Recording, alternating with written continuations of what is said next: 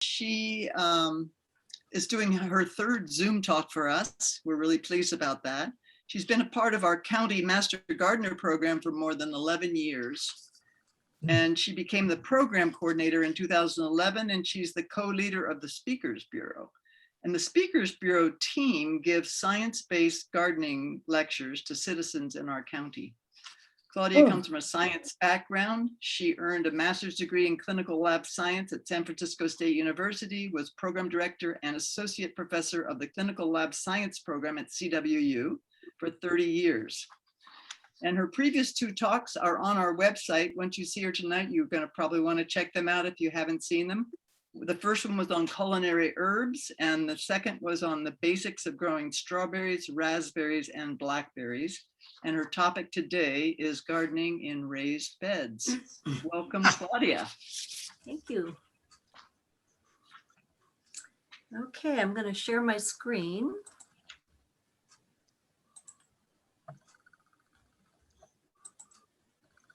And slideshow.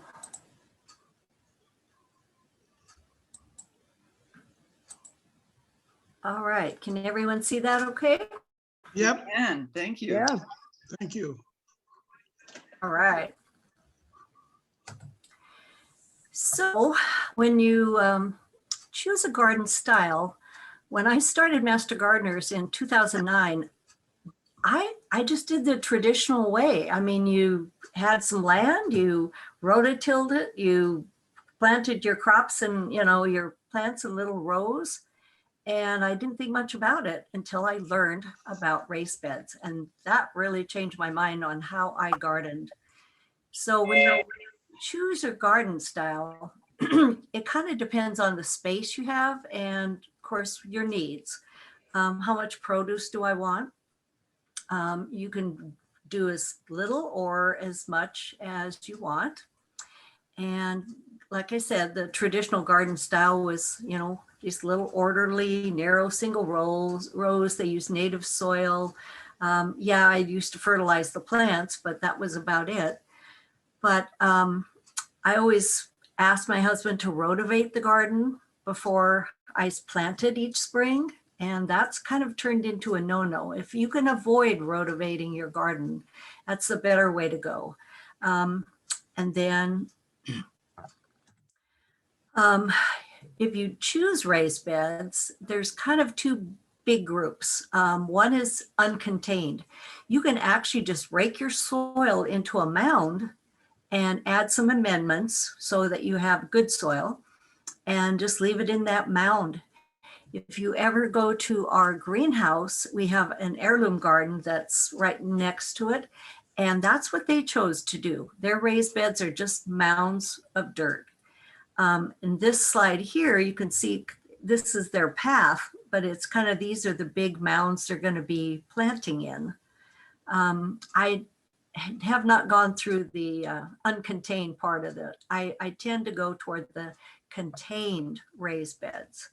So there the soil is going to be held in place by a structure. Here's an example down here. But before you make your raised beds, you want to select your site. And this is the criteria you need to look very carefully at. Make sure the site has 6 to 8 hours of direct sunlight. That's real important for growing your flowers or your vegetables. Try to avoid being near any big trees. They're going to shade and block out that sun. Also, trees can compete for nutrients with the soil if you've got all those roots going into your area. So you try keep the trees, you know, at a bit of a distance. You want to look for naturally well-draining soil. So you don't want to go into a low spot and go, oh, I want to have my garden here. If it tends to collect water, plants really don't like to have their feet wet all the time. So that's, again, as you're choosing. Now, this doesn't pertain so much to Yakima County. We don't have a lot of rain, but if you were to live in the Seattle area, Tacoma area, that's when you'd avoid the wet spots. You want to have good air circulation, but you also don't want it in an area that gets really high wind. So again, take time to choose your spot. Level spots are the easiest, but if you have an area that's on a slope, it's best to you can terrace that slope and choose a south facing slope if you can. Those tend to be better. The other reason you avoid a low area is cold air can be trapped and frost can occur. So if you live at the bottom of a hill and the hill's going down and you put your your garden at the bottom of that hill, just know that could be a problem. And then some common sense things like convenient to a water source. You're going to need to water your plants. Nice if it's close to your kitchen, nice if it's close to your garden tools, make them a little handier that way. And avoid areas near a busy road. Well, one of the things that happens with a garden that's right next to a road is dust. The dust is brought up when cars drive by. That's going to land on your plants. It's going to be not a good thing for predators to come in there. And of course, your plants will not get the sunshine as much through their leaves for photosynthesis because they're covered in dust. So try to avoid that. And the other thing is probably not have just one raised bed. You want to continue, you want to probably think about 2 or 3. It's a whole different topic, but a lot of our crops that are similar should not be planted in the same location year after year. They really recommend that you rotate genetically related crops every 3 years. So maybe have 3 raised beds or 3 areas that you're going to plant, or only plant that particular variety of whatever you're going to plant every 2 to 3 years. And when you're starting out, we always recommend that you test the soil. Our extension will provide that service for you. They do the soil pH, the available nutrients. It's always nice to know what you're starting with, and then you can always amend the soil. So what are some advantages of raised beds? Well, the soil warms up earlier and faster for better growth. Oh my gosh, I mean, my garden is always prolific, and I think when I changed to raised beds, that's when I saw the difference. And no deep digging is required. I mean, once you get your soil in that bed, you can see here it's a kind of a low bed, but once you have the soil in there, I just add amendments on the top of the soil, work them in a little bit, and I don't have to like dig down or rototill or anything like that.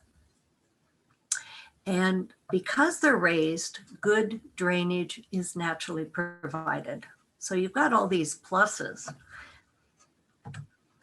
The beds, because you're not walking on these beds, the soil in them is going to stay well aerated and loose.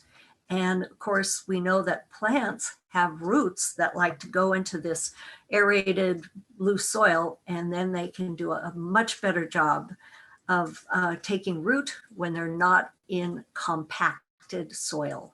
So another great advantage. And frankly, you use your space more efficiently. So for me, you get more vegetables or you get more flowers per unit area. So where I had a big garden before, now I can get by with just several raised beds and grow a lot more. It's easier to water. And as a result, it really conserves water. And I'll talk about irrigation in a little bit later in the talk.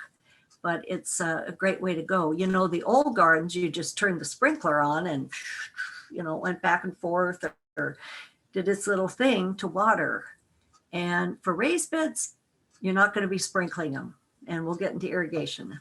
I'm getting ahead of myself. Okay. And the best thing is weeding is easier. Oh my gosh, when I had that big plot with my garden and those rows, I was out there with my hoe and my little, weeder to try to get all those weeds down. So all you really need is a little bit of hand weeding and some light hoeing sometimes, but usually not. But the best thing for reducing weeds is mulching. And I'll talk more about mulching later. So it's a combination of having the raised beds and the mulching and the irrigation. All of those contribute. So what's good about it is I can grow more vegetables, and this is what I do. It's called square foot gardening for some of these, not all of them. And you can see in the top one, I've got some little onions planted here, but these are carrots. Here's some lettuce, I think. Anyway, no, it's beets, sorry. Anyway, you can get a lot into these small spaces and then harvest them. You could also do successive planting. So when my lettuce is done and it starts turning really warm and it'll start to bolt, I can pull that out and plant something else in that space. Disadvantages, probably the only disadvantages are when you start. There's the cost of the materials for the raised beds, unless you do the mounding. It's labor intensive to build. I remember I was at a talk one time when someone raised their hand. She says, "What's the best tool in your garden?" I thought about it in a second and I said, "My husband." So labor intensive, he was the one who actually built all my raised beds. So yeah, that was the good news. Of course, I was there to help. But the other thing that could be bad is they are semi-permanent.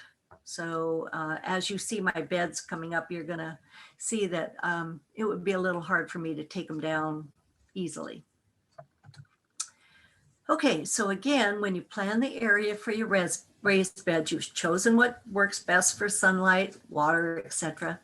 You want to get an idea of the area your beds kind of have fun here. You can make a drawing, or you want to locate them. What's their size? What's their shape? These are just a couple that I roughed out. They get creative here. And then you have to decide, do you want it on dirt, the area that you've chosen, or is it going to be on your grass? And it's okay to be on your grass. You just have to kill the grass first. And you can do that by layering with cardboard, newspaper, and then add your dirt. Some people will actually kill the grass in the fall and then do the newspaper and the dirt in the spring. That way you make sure you don't have any grass. So what's the best size? Well, this is what's recommended, is about 3 to 4 feet wide. The reason being is you need to reach inside comfortably from both sides. Well, if you're a big guy, you got long arms, 5 feet is okay. I just found out that when I made my raised beds, I did make them 5 feet. And I'm not that big a person, so I had a little trouble reaching in there. But again, it's a personal choice. The depth, it's best at 12 to 18 inches deep. Again, you can see on my raised bed here, all we did was mound the soil, put some boards here. Actually, there's 2 boards. It wasn't as deep as I would have liked. So sometimes you learn from your mistakes too. Most of them are rectangular like this, but again, you can be creative. I got some of these pictures off the internet, but this was my strawberry patch. I wanted to make it so I could see the runners that were coming, and I chose to do it in a circle, but it was just fun. So what kind of materials are you going to use for your construction of your raised beds? Most often wood, but make sure it's treated wood. I found out the hard way. I just showed you my beds that had long boards in them. Well, guess what? After several years, they started rotting. So this year we had to take out those boards and we put more concrete blocks along those beds. So learning curve, so treated wood, or you can use cement blocks. Bricks or pavers, a little more expensive. These are plastic pre-made ones that you can purchase. And some people even use metal stock water containers. Maybe you have a horse or some cows and you don't want to use them anymore if you got rid of your critters. Yep, you can plant in them. So if they are constructed by wood, this is again where the best tool in the garden comes in handy. Or you can hire somebody or buy them pre-made. Again, you want to cut them to the desired lengths. And then you're going to have to make sure they're secured very, very well. For the other part of my raised beds, I decided to have the concrete blocks. They were on Craigslist, they were on sale, they were very, very reasonable. And so again, my husband carried each of these blocks and laid them into the beds. And when I first started, I just had the concrete blocks there. And I found out that's a little rough on your behind. So again, my husband made these wonderful little wood tops for them so that I could sit down and work in the garden that way, or kneel on them if I have to. The other thing, these are little thin pavers here that you could also put on top of the concrete blocks. Okay. So the other thing is to decide how much space you need between the rows. Keep in mind, you need to have space to walk. You need a space for a wheelbarrow, or just bending down and working into the garden, you need room. So if you have just bare soil that you put this on, you're going to get weeds. So you want to choose something for your paths. Get spendy again if you're putting down bricks or pavers. Gravel again is kind of semi-permanent, but that works. And again, it's part of the fun is just being creative, doing what you want. If you want to put it on grass, and we chose before, it's okay. Just know the grass needs to be watered and mowed. You can also put down a weed barrier or black plastic, and then add on top wood chips, shredded bark, pine needles, whatever. This happens to be my raspberry patch, and I have chosen wood chips. Wood chips they're really good. I mean, I'm glad I chose them, but they do have to be renewed every 5, 6 or so years because they will start to deteriorate. Small area, think about steppable time is kind of cute, but you do not want to do steppable time for a big garden. Cheapest, in fact, the first year, I had spent so much on the blocks and all the paraphernalia that I just put down wet newspapers and lawn clippings. And it worked the first year. But then I took it up, put in the black plastic, and then the wood chips. So again, it's cheapest and it's easy to do and easy to take up. In fact, I just threw it in the compost pile. Okay, so I really like my bench seats. As I said, I'm getting older and I'm not able to bend and move as much as I used to. So when I can sit down and work, when I can plant or when I can harvest, it's really nice to have that bench seat. Here again are my beds before my husband put the benches or the boards down. But the other thing I like about the the concrete blocks is these open things here. I was able to put tubing from our irrigation. I'd be able to stretch it across And when I stretched it across, I could put things like plastic sheeting so I can start my gardening earlier in the spring or later in the fall when it's time for frost. It makes kind of a little mini greenhouse here. And then the other thing is we have hot summers, and you can kind of see I have lettuce in this bed here, and that hot sun will make that lettuce bolt. So I got shade cloth and I put that up, and that really helps prolong my harvest of my lettuce. So shade cloth. The other thing is I've got a bed that has strawberries in it. When you start having ripe, red, beautiful strawberries, the birds, the birds will love that. So I also put netting over these uprights. Then that will keep the birds out of the strawberries. Okay, now the other thing is if you are in a wheelchair, they have some, or really have difficult bending and stooping down. You could also have waist high beds. And I really like these here. You can just see where they've have them on a rooftop in the urban setting of a city, and they're able to work standing up.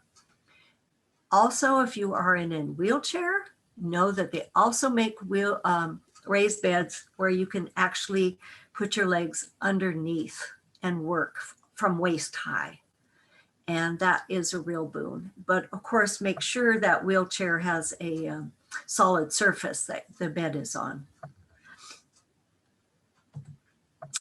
So in the raised bed, if you really like your row system, you can certainly continue to plant in rows within your raised bed.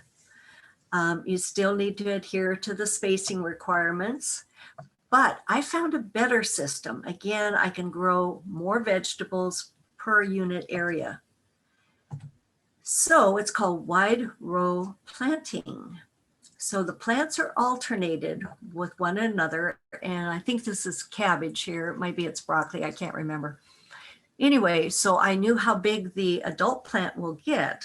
So I planted them by going like that. And the cool thing is that when they get to be big, they shade the soil so that you don't have weeds. They also shade so when you water, water doesn't evaporate as much. And of course, now what I would do here is to put down grass clippings or mulch of some kind, and that also helps with making sure you don't have to weed and retaining water. Now, what if you decide to plant sprawling plants? A lot of your squashes, I think this is butternut squash here. These are my beans. They're on trellising. So right in the middle of my raised beds, my husband again pounded these stakes. The stakes are right here. And then we put some wire netting there. And my beans just go up that wire, and I can pick my beans standing up. The other thing is this is the squash, I believe it's Hubbard squash. And here's the plant here, and it just goes up and over this old bed frame. I think it was a headboard. And I painted it green. You can do a lot of fun things by repurposing too, but sprawling plants, either that or they're going to go into your pathways. So you can think about trellising for those type of plants. Okay, a little bit about watering. You could certainly take a garden hose and water your plants. As you walk around your raised beds, you could do that. Definitely works. I hate to say, but I'm kind of a lazy gardener at times. I shouldn't admit that, but I found it's much easier for me to water by going over to the standard that I have my drip line hooked up to and turning on that faucet. That 2 hours later, come back, turn off the faucet. But drip irrigation works great.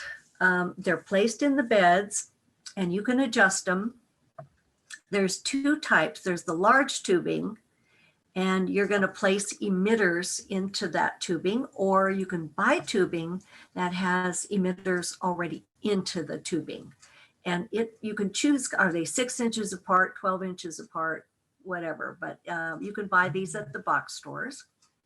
The micro tubing, they have inline emitters too.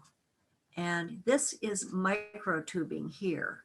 So you can see the water as it just drips out into your plants. You're going to have to water them a little bit longer than you would if you were to do it with a garden hose. But as I said, it's much easier. Here I've got the large tubing. I've got 2 tubes running down the length of my raised beds. You can see where we took out those rotted boards, and we placed more of the cement blocks and have the thin pavers on top for me to sit on. And we renewed the wood chips. So you can enjoy homegrown healthy vegetables or just the beauty of flowers. One thing I always make sure is this was a very small raised bed, but I always make sure I plant flowers that are pollinators, that pollinators are attracted to. So that way you can get your pollinators into your garden, and the good guys are going to help take care of the bad bugs. The good bugs will try to eat the bad bugs. If you provide pollinators in your garden, they will come. So thank you. Any questions?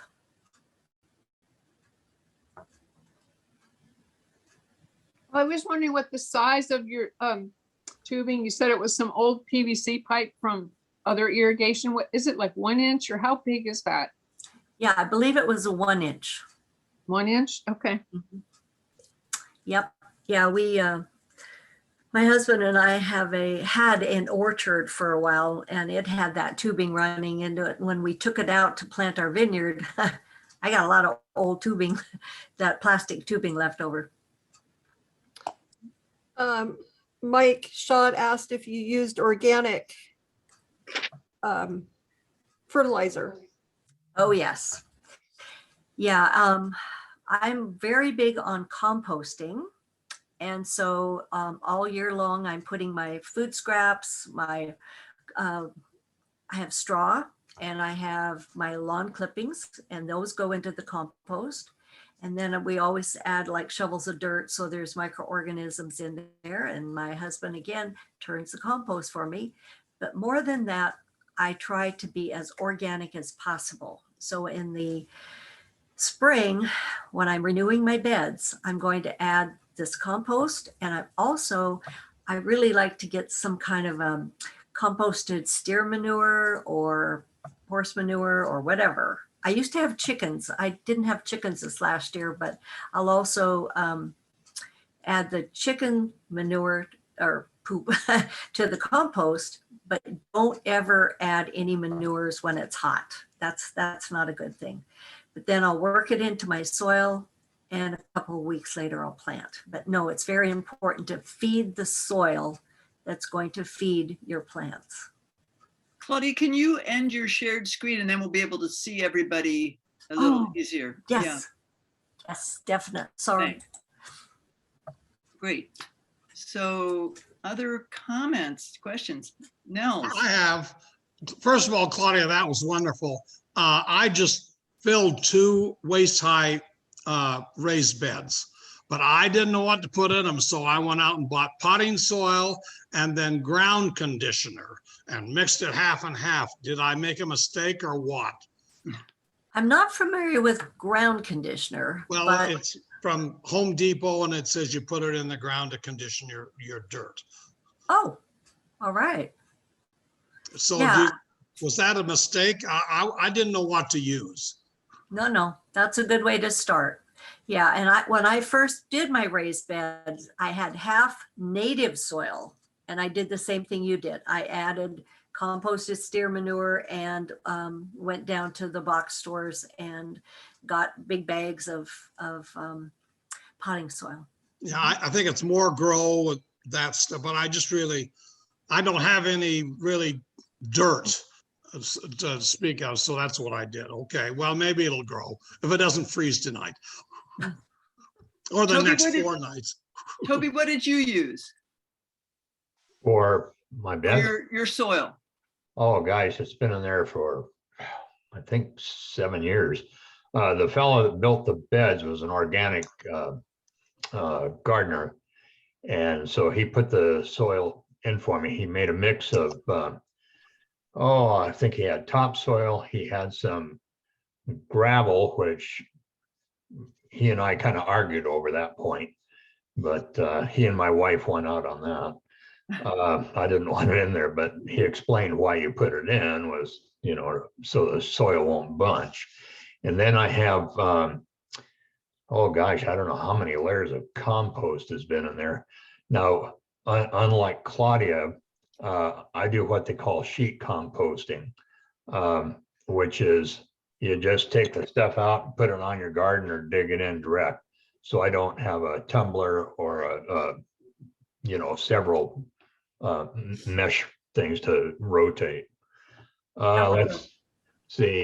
Yeah, so I don't know. That thing is, like I say, 3 feet high of nothing but soil and all that. But it's been in there a long time. And the other point that Claudia's right about, and I should have been, was that my wood is untreated cedar.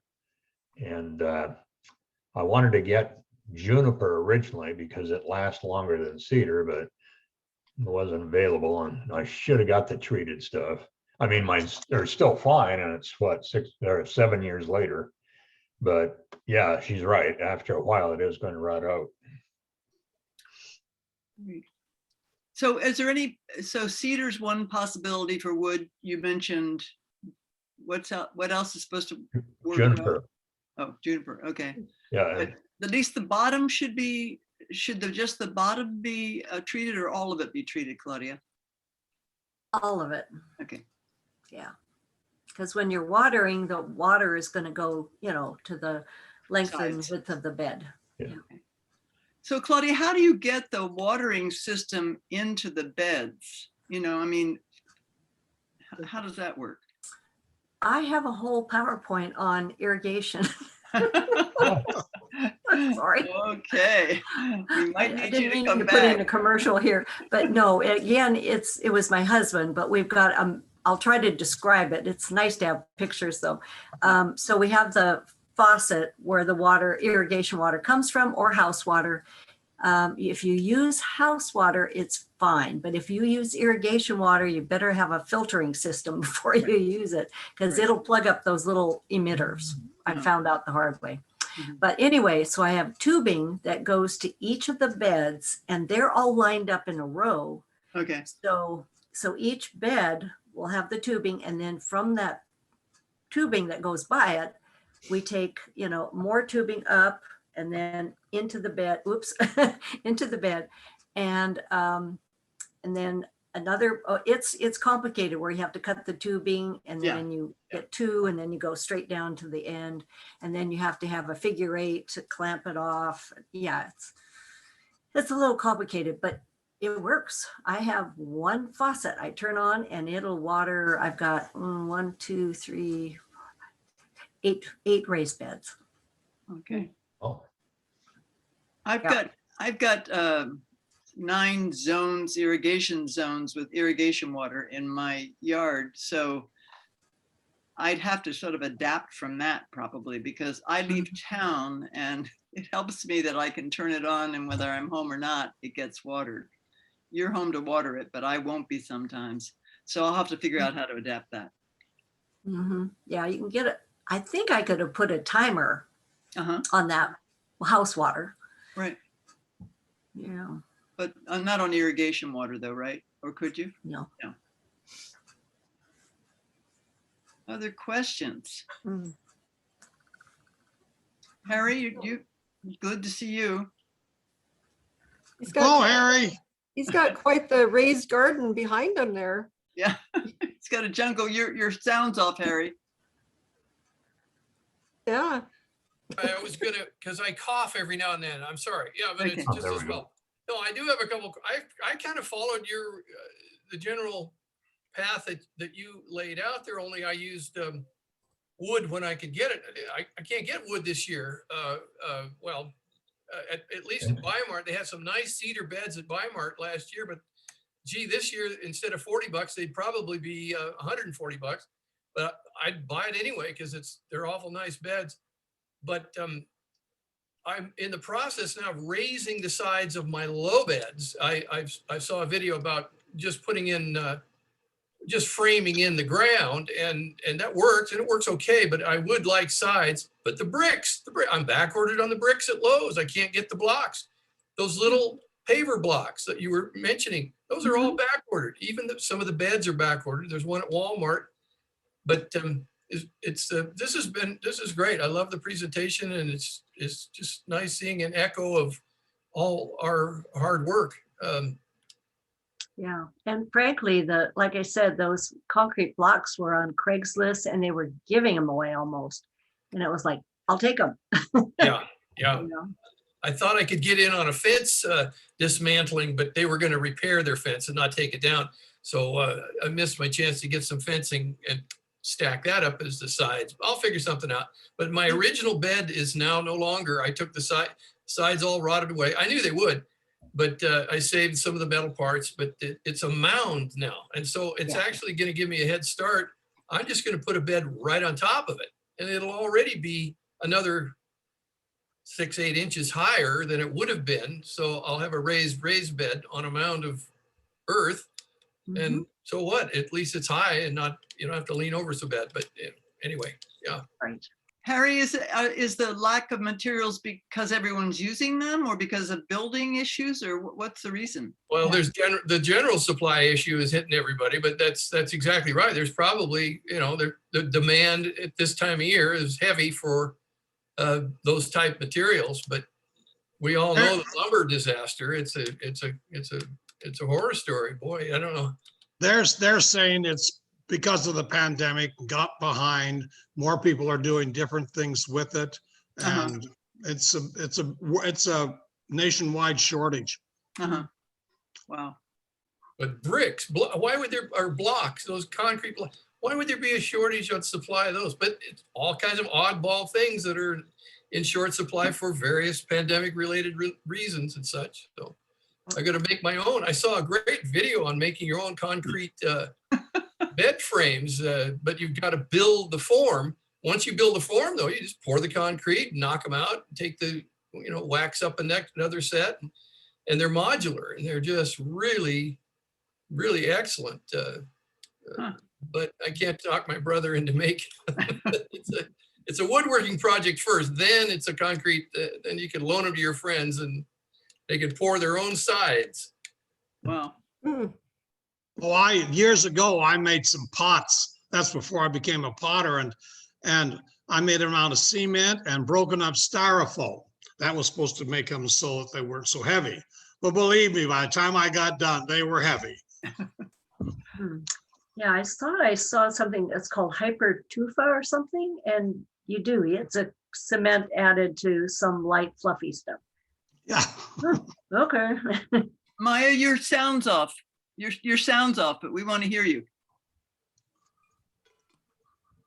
There we Still go. has a line. There Hi. you go. Yeah, hi. Good to see you. Sorry, I'm using my No. phone this time and I'm not used to it. So, yeah. Okay. Well, yeah, hypertufa is cool. I've done that. I've made some things out of it, and yeah. So I have raised beds, and we made them about 15 years ago, my son and I. And 2 of them are waist high, and 2 of them are about a foot high. And I have blueberries in one of them. And last year was sick, so I was transplanting all the flowers that I liked into them, and unfortunately now I have to transplant it all. So I don't have room because I've got a cardoon and I've got flowers, just flowers all over the place, and I'm sitting here with a cucumber, 3 squashes, 3 tomatoes, and no place to put them. Oh, no. What are yours made out of, Maya? What did you make your raised beds? They were treated lumber, but they are starting to come apart. We put 4x4s in the corners and then screwed them in, and they're losing their stability or whatever. And we're trying to find something, just a little thing that'll go on the corner. And I ordered something and it came, and unfortunately it was not right. And just some kind of a thing you screw in to keep the corners together would help. So, Sounds and like I tried doing what everybody else was doing and putting in drip, but it didn't work for me very well. So I don't have irrigation. I have house water, from Sela. But I put in 4 separate soaking hoses, and then I just put the hose on them for an hour or so, and that's that. Yeah, soaker hoses are a good option if you can't. Yeah. mix it. Mhm. Oh, hi, Claudia. Yeah. Hi, Maya. Great. Well, good. Other thoughts? So, Susie, yours is wood, right? Yes. And is it treated? Well, I had them built, I'm not even sure. Uh-huh. They're 4 years now and they're still okay, but I guess Good. 4 very many. Good. Great. Hi, Susie. Hi, Maya. Great. Well, but Toby, yours are very productive, just as Claudia was saying, right? You're getting good crops in your. Oh, yeah. Yeah. Yeah, I've been harvesting for about a week on different things like bok choy and Chinese cabbage and spinach and, oh my gosh, lettuces. And Do you use rows or do you use a different planting? I use rows. I Uh-huh. guess I'm old fashioned. I had read a book on square foot gardening. I think the fellow's name was Bartholomew that wrote the book, but yeah, it's great. I've just never tried it. Uh-huh. But yeah, I kind of stuck to rows. Sounds like And it works that's for you. okay. I do several things in rows. Mhm. Some with the ultra wide rows, I guess you call them. Mhm. So it depends on the veggie too. Right. Yeah. Great. Well, good. Well, if anyone gets any insights into where we can find concrete blocks or other materials, be sure to Even let my us know. my grandson who lives in Canada was trying to build some things, and they're having trouble up there too in Quebec getting lumber. I mean, it's very expensive. Well, maybe this is the year to plan, and after things let up a little bit, we can actually build. It sounds like we might have a lapse of time, but great.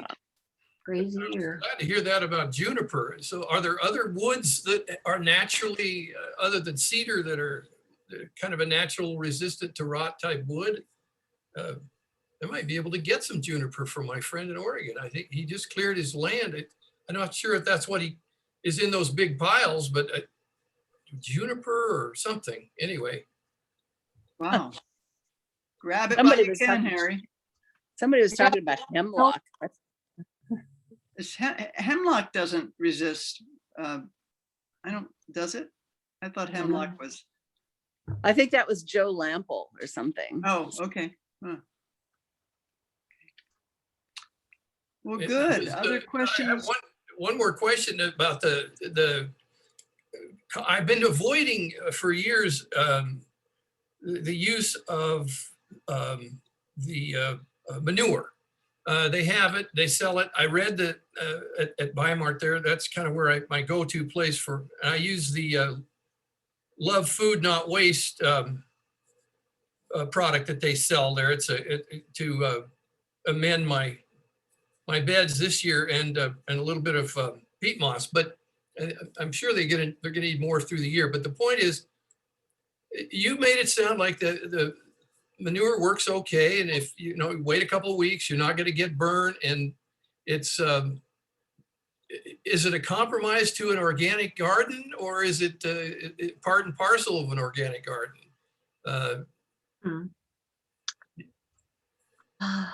I've always composted my manure. Like I said, my chickens, it would just go in the compost, and then the following year I'd be using the compost. The only time I've added the is composted manure is the bag stuff from the box stores. And I'm hoping that. Do you know anything about it, Maya? About the Well, composted? I've been manure? reading about too much nitrogen from too much use of manure. Yeah. And they're saying, cut back on it. Your plants don't need that much, and really have it tested. Yeah. That's the other thing. Do a soil test to see if you So- even need it. Yeah. Claudia, tell us how we go about getting our soil tested. That's really great to hear. Yeah. Just call the Master Gardener number. Mhm. Okay. And they have several suggestions. It depends on what type of soil test you want, because sometimes there's just the basic, Mhm. and that's fairly reasonable. Or you can have the extensive one done. Mhm. And it would be through our clinic, and you'd actually be taking small samples from your soil, Uh-huh. putting them into a small container. And then that would be submitted to the company that's doing the soil test. And then you get a written report back. Claudia, are Well, they doing that in Yakima now? Or I know that they were doing it at the University of Massachusetts. Right. They send it out. Oh, okay. I have a question for Toby. Toby, you said that you just put your waste stuff right in your beds. Do you Mhm. mean like I peeled some carrots today? You just put your carrots right in there? Your Yeah. peeled carrots? Yeah. This My, is a type of composting that a lady by the name of Ruth Stout, who wrote, she's since passed away, wrote several books on it. And I don't know, it works for me. I just, Well, I'm just Yeah. wondering, I rent a house and I can't really put a compost pile out in the middle of the place here.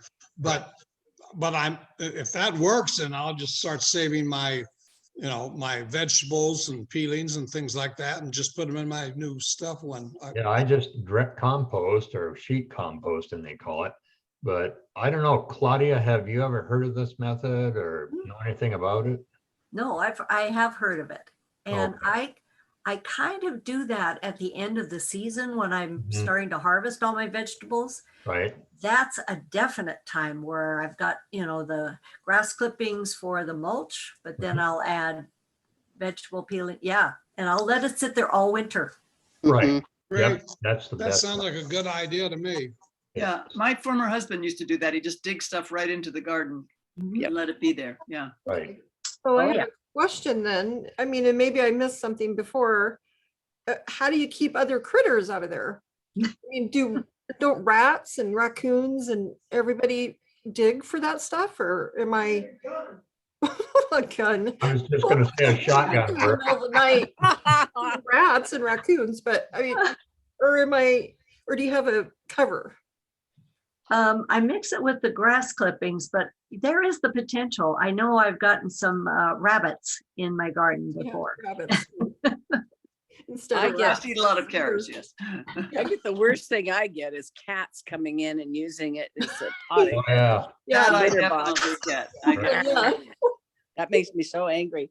Well, and speaking of, yeah, I think I probably have mad neighbors because I probably shouldn't let my cats out, but It's funny. precisely for that. But I do see people putting a little bit of a net or something over their small raised gardens, and it might be for those reasons Yeah. we're talking about.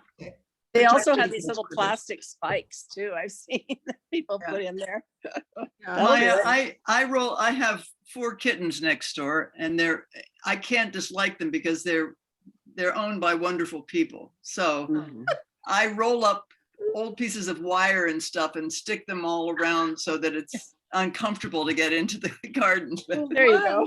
yeah. Well, kittens are adorable. But they've been Yeah. kittens a very long time, Mary Lou. I know. Still call These them- are big kittens. Yeah, so you can still love them. Well, it's hard to dislike cats that belong to friends, Yes. you- especially when they Wood sit in front of skewers. your front door and guard your front door for you. Oh, Well, I just I put in love wood cats, but- skewers, you know, like the kind that you would use for barbecuing.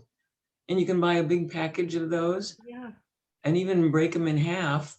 And Now, then what are they? What are they? The the wood skewers, like for the barbecue. skewers. Oh, good idea. Uh-huh. And I just poke them in the soil.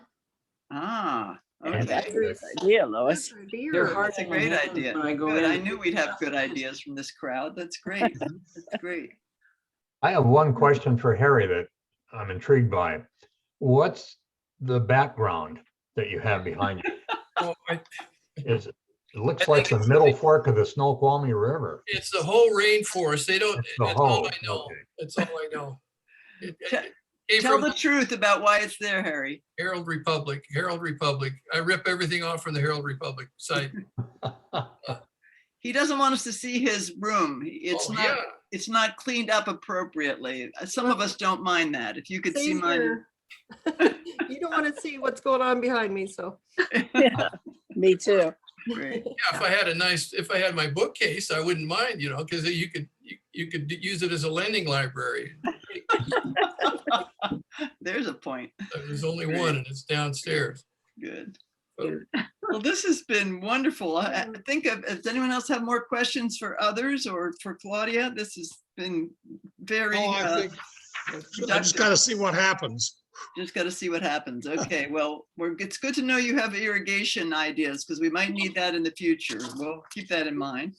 So thank you so much, Claudia. This has been wonderful. Welcome. Thank you. Thank Let me you. just tell you all a couple things. Let's give her a big round of applause.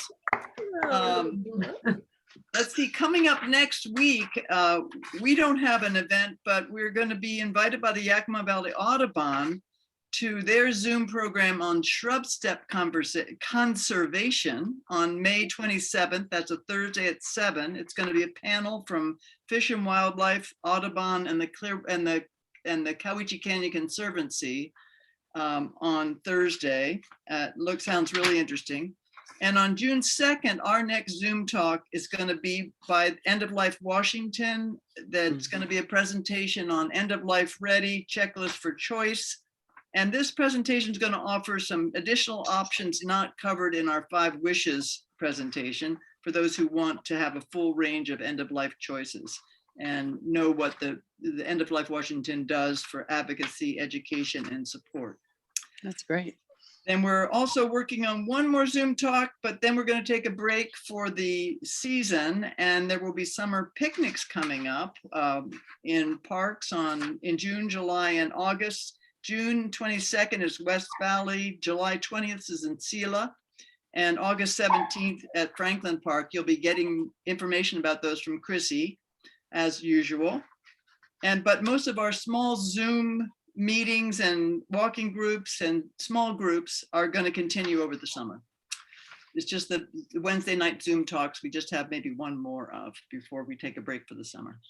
So thank you all for coming. We really appreciate this. And Thank Claudia, you. fantastic. We really appreciate it. And check out our other presentations on our website. And this will get posted on the website. And Claudia, I don't know how you feel about people getting the PowerPoint. Are you Yeah. okay with that? You just want me to turn it into a PDF file and email it to you, correct? Yes, that would be great. Okay. Would people appreciate that? There's a lot Yes. of information. That would be very helpful.